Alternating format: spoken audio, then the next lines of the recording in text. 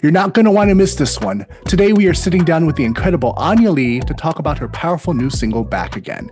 Stay tuned. You're about to meet the warrior behind this anthem of victory. But I'm proof that it's true, you can bounce back dancing, dancing. Welcome, Kingdom Builders. I'm Mike Laxton, and you're watching Kingdom Builder TV. Today, I'm thrilled to introduce an incredible artist whose journey of faith and resilience has inspired so many. Anya Lee has overcome extraordinary challenges, and her new single, Back Again, is a powerful anthem of victory and faith. Anya, welcome to Kingdom Builder. Thank you so much. I'm glad to be here. So, I honestly I heard the song. It came across. I know it came out on the 10th of January, and just really inspired about the song. But before we get into Back Again, tell our audience a little bit about yourself. How did your journey of music begin? Let's get to know who Anya really is. Absolutely. I am the middle of three daughters of a pastor. So we were singing long before we were like really speaking, and doing 4-part harmony with my mother, and, just kind of grew up in the church. And I would say high school was about the time that I realized I wanted to have a relationship with Christ of my own, and went from kind of doing school choir things to, a little bit more seriously looking at my poetry and singing in church and things of that nature.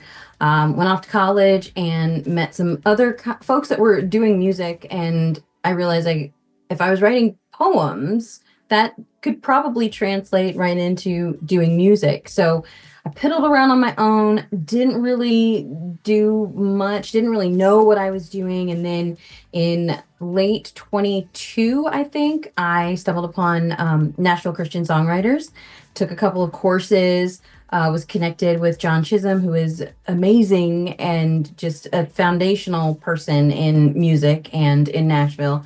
And he's guided me to improve my music and not only the lyrical portions of it, but the sounds and the transitions. And so it's been 2023 and 4 were just huge. And I'm excited to say that we've got some songs out there and we've got more to come. Awesome. Well, definitely glad that you're getting into the music, because I know, again, what I've heard so far is it sounds really good. But as far as that goes, your music does seem to kind of blend several genres kind of seamlessly. Who would you say are some of your biggest musical influences, and what artists do you think your style most compares to? Such a tough question. Influences are vast and extreme. So, I mean, I loved Jamie Smith when I first started thinking about I want to write some music, and she was definitely influential in being conversational. But then, Family Force 5 and Hog Nelson, and those were just huge. And then, Riley Clemens, and there are so many now who I love that it's very difficult for me to say this is my style, because I just put things together that make me happy, and whatever that is, it is. Wow. And you mentioned Family Force 5, and I just have to say that they're near and dear to my heart. I miss them. I'm good friends with several members of the group, and I can. And then you said Hawk Nelson too. It's like, yeah, that takes me back a little bit, about 10 plus years, but I understand, and it kind of gives that that kind of, I guess, almost categorize your music into the pop category if we really want to get into that. But that's. I think that's going to be for the listeners to decide when that, when they hear the single. But speaking of that, Back Again is the latest single that came out here on the 10th of January. I know there's a big story behind that. So let us know about this personal testimony. Tell us about what the song's about. Yes. So Back Again is getting a glimpse into my story, which is sometimes difficult for people to kind of take in. But I believe it was 2017, I went with a friend to start a section hike of the Appalachian Trail. And I was, recovering from a spinal surgery. This was my way to get back on track and enjoy nature and just kind of reconnect with myself. And I was so excited. And I can't remember if it was day 4 or day 5, but I knew I was not feeling well. I knew that something was wrong, and my hiking partner, my backpacking partner, left me, and I sat down and I died. And two ladies had been driving in the park, and they were going to a scenic overlook. And I remember vaguely speaking to them when they arrived and they left. And then when they came back from the scenic overlook, they found me and they grabbed me and my gear and my dog and rushed me to the hospital, and I was saved. And when I came back, the only way to describe it is it felt as though the Lord was telling me, maybe not in so many words, that I had been kind of messing around with music a lot, but I hadn't dug in. I had not committed. I had not made it a focal point. I hadn't invested my time, my finances, my heart into it. And that's enough. It's now time to do it. So I became insatiable, and we're here now. So back again was my way of just declaring that I'm back again to life. I'm back again to this commitment, and it's unstoppable. Wow. I mean, I don't know if you don't get goosebumps just hearing that story for anyone that's watching. That's incredible. He's not ready. He wasn't ready to take you home yet. He's like, no, you've got this story to tell. Let's do that. And I think that's just an amazing testament of God's, his faithfulness to us, as well as, just to be like, hey, I'm gonna save you, but you're gonna do my work. You're gonna put music out that's going to speak to people, and that's just wow. I mean, that's again that wow. I can't say much more than that at this point. I know you mentioned it earlier that you got into the songwriting process. So you went to the Christian songwriters thing that you mentioned, and I know this track was co-written with John Chisholm and Kobe James. What was that creative process like working with them, and how did their input kind of shape that song? I tell you what, there are some experiences that are so hard to put into words. I've had some time to kind of grapple with and journal about my experience of, dying. But goodness gracious, John Chisholm he is a masterclass, just in and of himself. He is. And his ease of being able to put ideas together and simplify things. He came in, we had some very long discussions about my journey and my new commitment and all of that. And he came in saying, last night I thought about you and I wrote something. So he brought something to us, and then Kobe and I looked at it and we were like, that part is everything, that right there. And then it just went from there. And Kobe James is a phenom. He is so fast with what he does. The way his brain works is truly a gift from God. But gracious, I know that I am, like the 2-year-old walking in to have a seat at the table with the adults, these experienced gentlemen. And they were so kind and so gracious and asked me all the time, are we speaking to who you are? Is this sounding like your words? Are you comfortable with this? And we left with it, and it just, they were amazing. It was such a wonderful experience. Oh, it's awesome to hear, and it makes us look forward to the future as far as what we have to hear from you as far as that goes. But going back to kind of the song itself, how would you describe the sound and vibe of the song for someone who hasn't actually heard it yet? Ooh. So I know that John Chisholm loves to say that it's got a little bit of a Dua Lipa feel, like a feel, it sounds very modern. It's as though pop and maybe some girl rock had a beautiful baby. Yeah, it's fun. It's so fun, and it's just very kind of anthem-y without being harsh. I love it. We're doing it.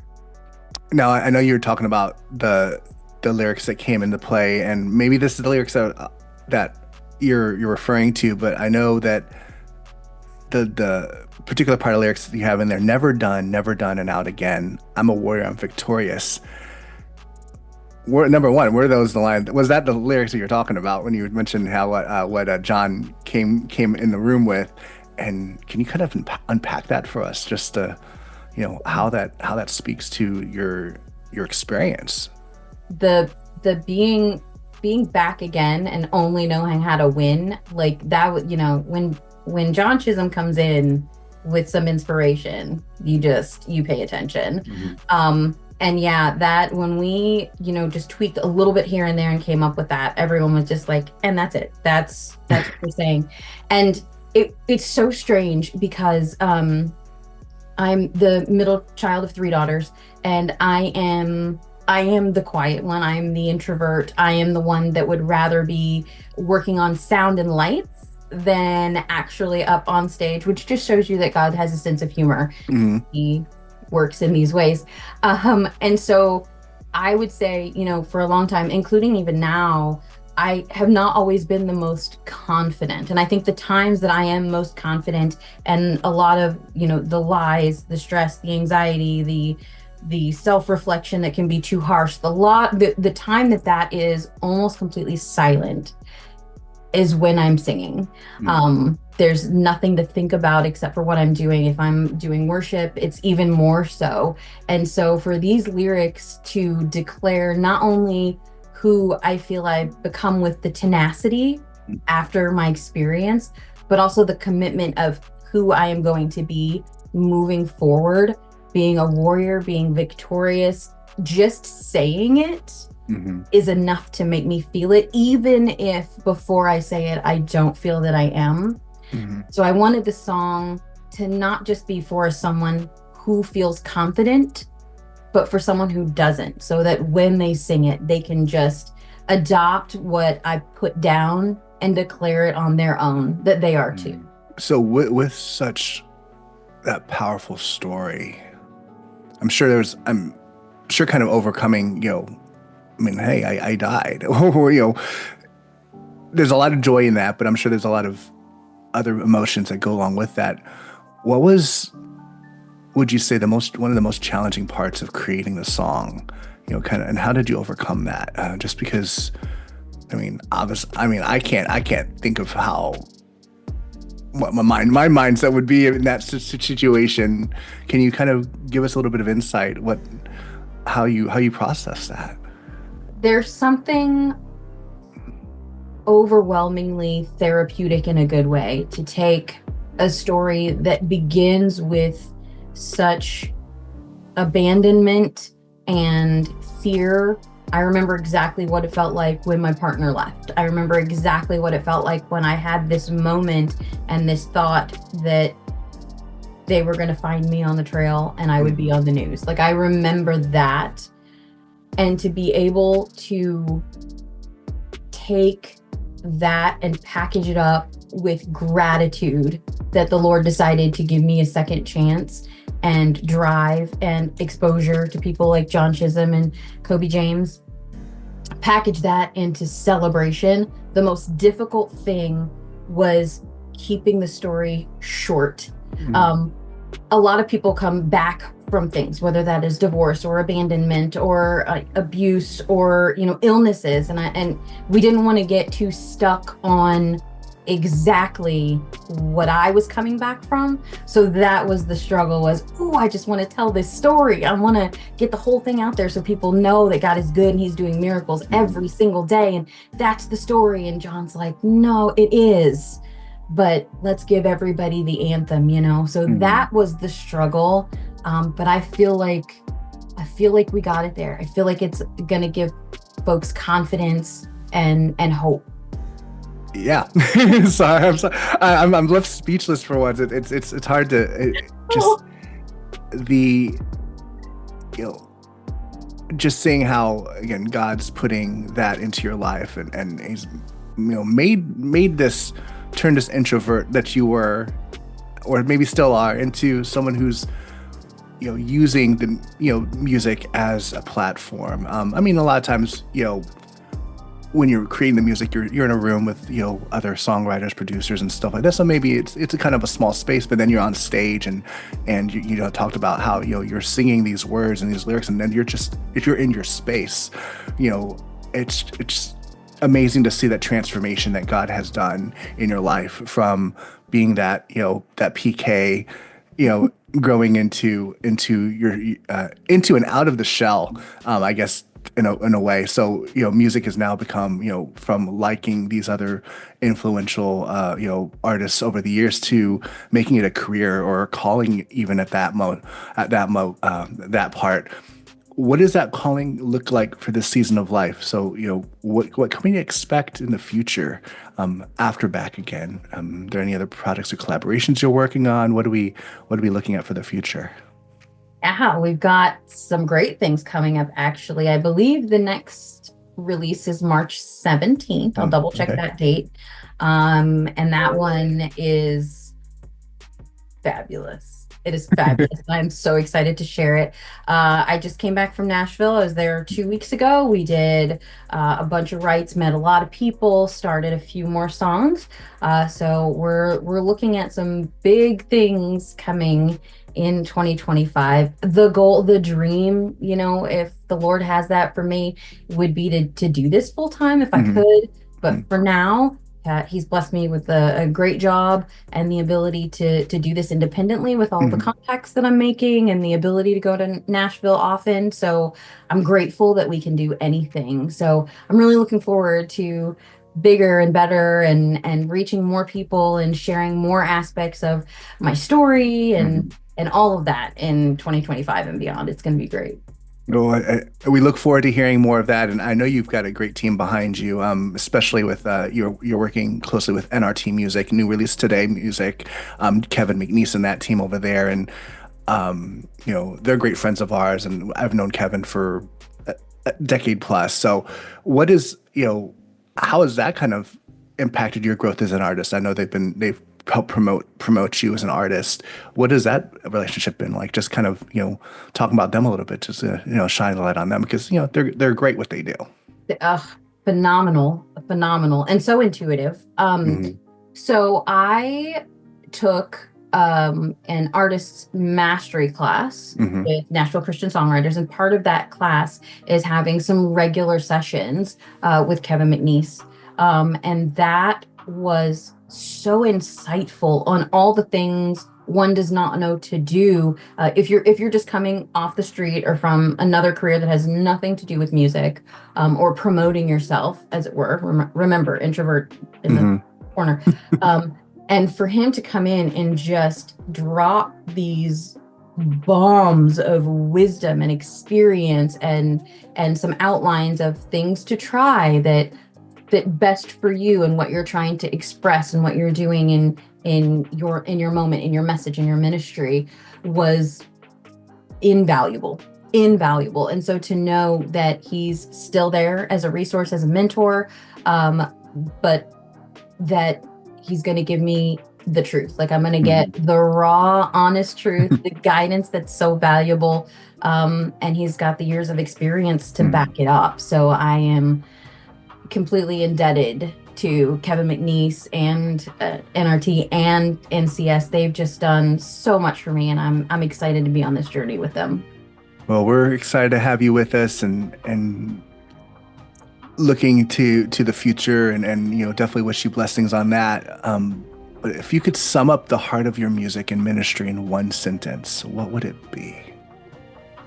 Part of my music and ministry in one Trying sentence. to compartmentalize a little bit. Oh, that was mean.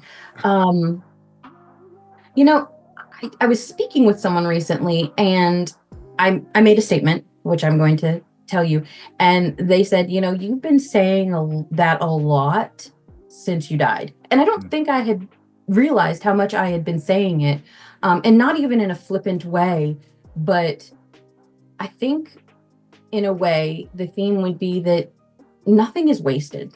Mm. Nothing is wasted. We talk about things being a waste of time or a waste of our energy or our finances. Um, I died.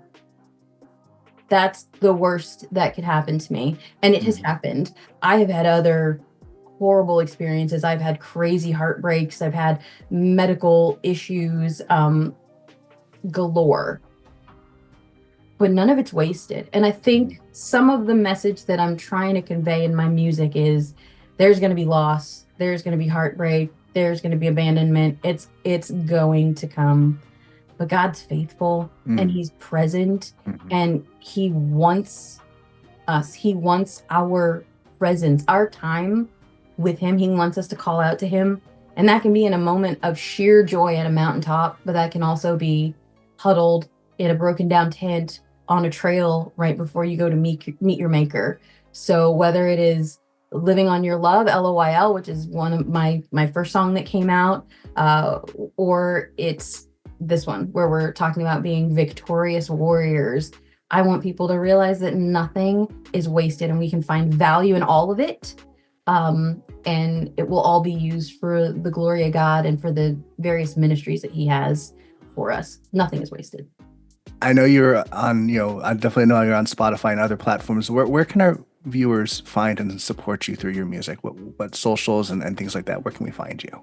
Thank you for asking. So you can find me on pretty much all the things. Some I'm not as active as others, but you can find me because it's me, Anya Lee. That's what you need to look up, at It's Me, Anya Lee, on all of the things, and you will find me. I'm more active on Instagram and Facebook because, I have parents that are a little older, so they're on Facebook. But Instagram and Facebook mostly, but you'll find me on TikTok, on X, on Snapchat even. So it's me, Anya Lee. Well, and then one last thing, just again, your story is just, we can't really top that. How can we praying for you as you continue your journey in your ministry? Great question. I love that. And I will always take prayer. I would say that I not go back to getting into my own way. I did that for years and years, and I let insecurity and uncertainty stop me. And that can happen when I'm writing, start working on music, and I'm like, nope, that's not, I got in my own way again. So for that, and just that the doors continue to be opened so that I can get the music out there, have a chance to share my testimony with people, speak with those who are hurting or just need someone to hear what they're going through that is probably similar to something I've been through. So prayers for open doors and getting out of my own way. I will take those in abundance.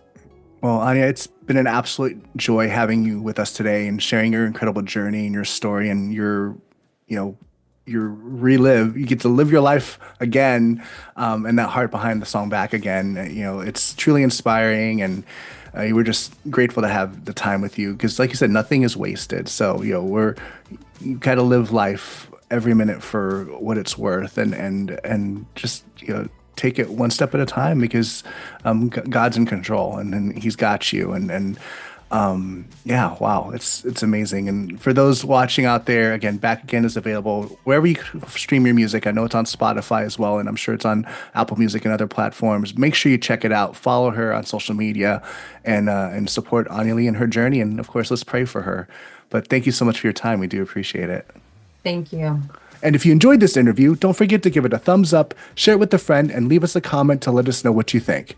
Make sure you subscribe to our channel and ring that bell so you never miss an update. Thanks for watching, and we'll see you in the next one. Hey, this is Anya Lee, and you're tuned in to Kingdom Builder, where we dive deep into faith, music, and entertainment that inspires. I'm back again.